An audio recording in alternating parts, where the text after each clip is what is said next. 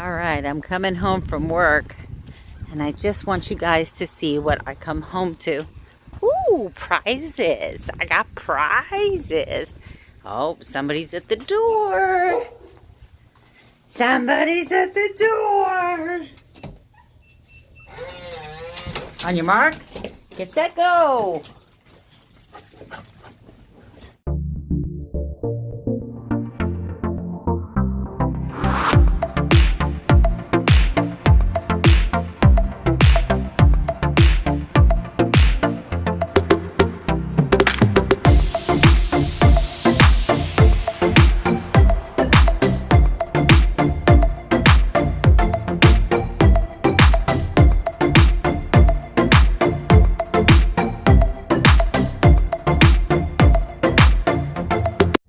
Good morning, ninjas. Welcome to Princess Ninja and Keto. My name is Melanie. This is my ketogenic journey. However, don't hold me to that because I might talk about anything at any time that's going on in my life. Welcome to the sunshiny state of Florida where it is 71 degrees at 6:47 a.m. That's right. I said 71 degrees, which means in the last 2 days we've had an 8-degree temperature drop. Yay! It has been a hot summer, record hot as a matter of fact. It's been really, really hot, but the air feels drier. It's not, you can actually see out my windows. However, I have my air conditioner on and my AC right now is set at 59. So dew point, dew point. That happens. It's happening now, like right now. Okay, so one of the things that I got to tell you, and for those of you who have watched me for a long time, you know that I eat very clean. Very clean. Even though in my lunch today I have some processed foods. Okay, it's called Plainville turkey breast, right? It is clean. There are 2 ingredients in this turkey breast, turkey and water. Very clean. I've showed you the packaging. I've made some unwitches. So basically what I have in there is I have some pepperoni. I have 1 piece of some ham that has like 1 carb per 2 ounces. It does have brown sugar in the brine. However, it's like almost the 3rd to last ingredients in the ham. It's a very clean ham. It's okay. I'm going to be okay. I have some Lindsay Snack and Go black olives. That is very clean. The only ingredients is ripe olives and sea salt. So even though, because it comes in a package, you might think, okay, that's processed foods. Very minimally processed. Here we have avocado mash, which is my favorite. And the ingredients is Hass avocados, lemon juice, sea salt, and black pepper. So yes, it's in a package, so it's processed food, but it's a very clean processed foods.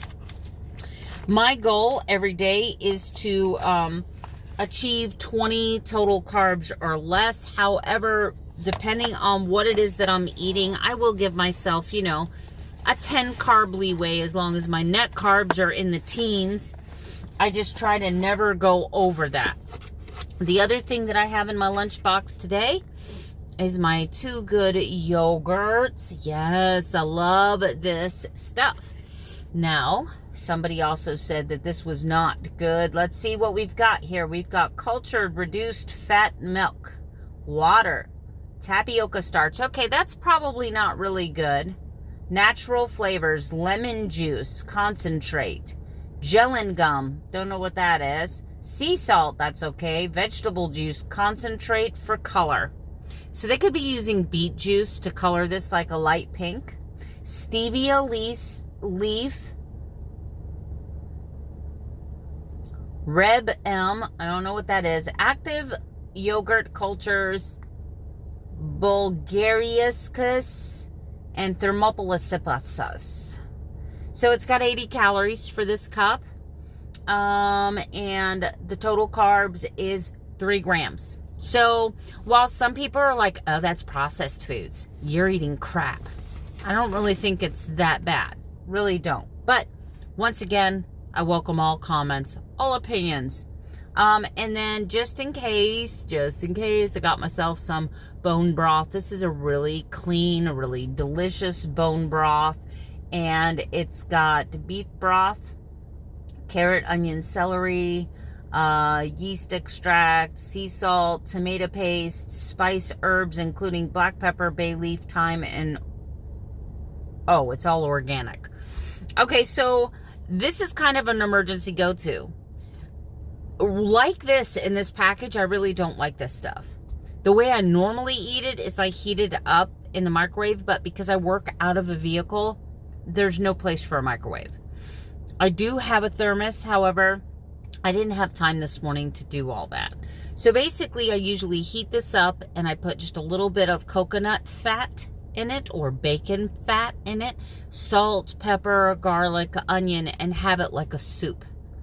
That's what I eat it, like a soup. I didn't realize it had tomato paste in it, and tomatoes for me can be a little tricky. All right, I brought my Soleil water today. I will be making myself some electrolytes later. And I'm back to drinking black coffee, which means that I am back to fasting. And coming up next is some information about fasting and autophagy requested by Charlotte. Thank you very much. I don't know how exciting you'll find the information, but I'm gathering information and I'm just going to give you my take.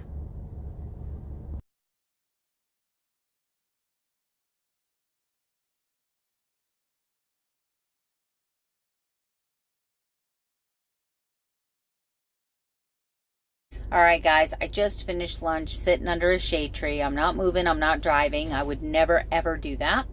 Let me just say that, Charlotte, I love you for entrusting me to answer questions about autophagy and talk about the subject. But what I've done instead is for the next week, I'm going to be doing research. And I have created a playlist called Autophagy 101. I'm going to add that link in the description below. And what I'm trying to do is find various less than 30-minute videos explaining autophagy and different aspects of autophagy in simple layman terms that everyone can understand. I am going to talk about fasting, and I am going to talk about some of the benefits, and I am going to talk about some of what I do understand about autophagy. But I think in the world of YouTube, there's a lot of YouTubers out there that know a lot of stuff. They read a lot of articles. But I think when we talk about a subject as complex as autophagy, I really think you need to have the credentials to back it. You know what I'm saying? For instance, not even doctors and biologists and biochemists can come together on deciding exactly at what hour do you have to be fasted for autophagy to begin. One of the things that's going to change that answer to that question is, are you fat adapted? Are you on keto? Do you have a fatty liver? Because guess what? Autophagy begins in the liver, right? It's a liver function. It's a tissue function. So how many carbs did you eat the night before? Are you fasted? How long have you been fasted? Did you work out while you were fasted? All of those things can impact the exact moment that your body reaches autophagy. But here's what they know for a fact, and here's what they have come together on. I watched a video by Dr. Fung, I watched a video by Dr. Boz, and I watched a video by Thomas McHattie DeLauer. And they all conclusively have talked about the fact, they cite a study where they monitored people who fasted for 48 hours. Now, these are people on a standard American diet. These are people who are eating carbohydrates. And they started autophagy somewhere around the 48-hour mark. How do they know that? Because there was an elevated HGC production in the bloodstream. HCG being human growth hormone, HGC, being human growth hormone, which is also the anti-aging hormone. Now, everybody knows what autophagy is. What it is you have certain cells in your body that work much like a trash man, and I'm stealing that from several of the videos I've watched. And what happens is you have cells that are dead because they were created for something and then they're no longer needed. You have cells that are deformed. You have cells that maybe they're dying because our body regenerates all the time, right? Skin, being our largest organ, regenerates every 6 to 8 weeks. So we're constantly cycling cells, and every cell has a life expectancy, a shelf life, if you will. So what happens is these very specific cells are in charge of going out and looking for these other cells to either consume them or to reuse the makeup of the cell to generate a new healthy cell for a brand new and needed function. What they have discovered is the other biggest argument about autophagy. So you have a lot of people that do these fasts, right? And they do these fasts for like 36 hours and they're trying to achieve autophagy, but they're drinking bone broth. They have found that one of the main components of autophagy is conducted by a cell that detects protein. They know that as soon as that cell detects protein, it turns off the autophagy. So there's fasting for multiple reasons, and we can all agree that fasting definitely benefits the insulin resistance. We can honestly say that fasting does elevate ketosis. We can say that intermittent fasting also helps with portion control, calorie control, because you are more likely to overeat eating 6 meals a day than you are to overeat eating 1 or 2. Not saying that that's not possible, because I have pulled off some 2 meal a day, 3,500 calorie days. Just saying. There's a difference between autophagy and the rate of autophagy and how autophagy works in people who are fat adapted versus people who run on carbohydrates. Because there are 6 different types of autophagy, and each one of those types are responsible for a different cellular function, they don't even know. The scientists, when I say they, I'm saying the people that are researching this stuff, that have like Harvard 10-year doctorate degrees, they can't even tell you, okay, this level of autophagy starts at exact 36 hours. This level of autophagy kicks in. There's no way for them to know that. So here's what you need to know. We were never meant to eat 6 meals a day. And what do we know for a fact? Anytime we consume food, all foods have a glycemic index except for pure fat. Will not create a glycemic index. But unless you're munching down on a stick of butter a day, you're going to have a glycemic index even to a steak, even to a pork chop, to a bite of fish. Everything that you eat is going to create some kind of hormonal response, including the digestive process, right? Every time we can digest food and go from point A to point B without eating, assuming it's 6 hours or greater, because digestion is completed in most people at 6 hours, assuming you don't have some kind of severe metabolic or digestional disorder. Most people can completely digest a meal in 6 hours, which means your blood sugar's normal, your insulin's back down, the food is now on the way to swim in the toilet with the other food items swimming in the toilet. I actually hope you flush your toilet. That was horrible, but I'm going to leave that in there because this is getting long. Okay, so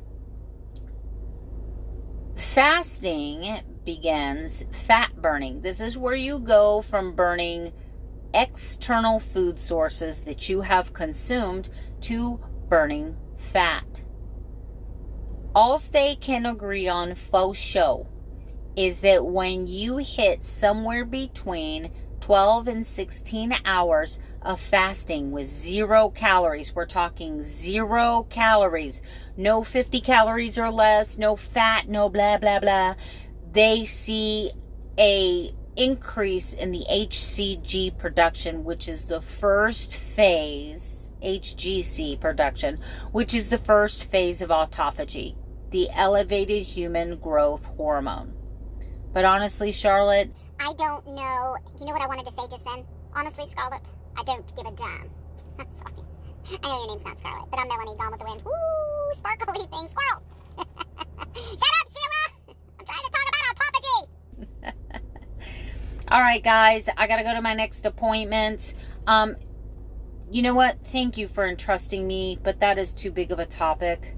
Now I know that there's going to be people that watch this video and they're going to do a video on autophagy. I'm just saying that you can't always believe what you see on the internet. They don't have enough conclusive studies to prove anything either way. The debates about if I eat less than 50 calories, am I still fasting? Am I not fasting? Have I stopped fasting because digestive enzymes are created? This one cell that's responsible for detecting protein. So if I drink a 20 calorie glass of bone broth, have I stopped the autophagy? At what level? If I'm on the 3rd level of autophagy, this type of autophagy, the one that's taking care of my brain, does that mean that my liver autophagy and my muscle tissue autophagy is still going on? What exactly kicks me out of autophagy? What kicks me out of this type of how long do I have to be in autophagy before it becomes dangerous? Am I still eating protein from my muscles if I'm fasted that long? There are so many things that they just have not done enough science on. So yes, it can be confusing. But once again, I'm adding my playlist, Autophagy 101. So if you want some really simple to understand videos by people who are accredited, licensed doctors, biologists, nutritionists, go check that out. But always double check your facts, right? Check and check again. Just because it's on the internet doesn't mean it's true.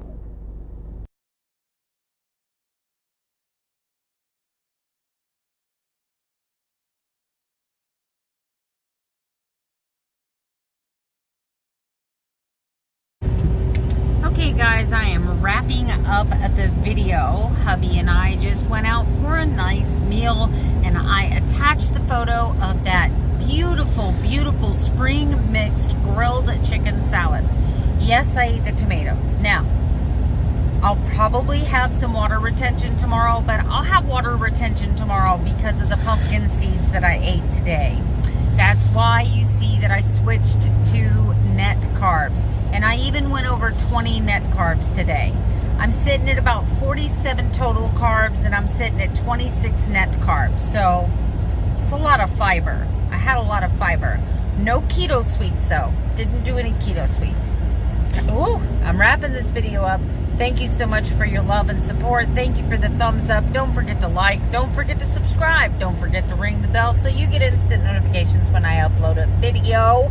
I'll see you tomorrow. Good night, sleep tight, and don't let the bed bugs bite.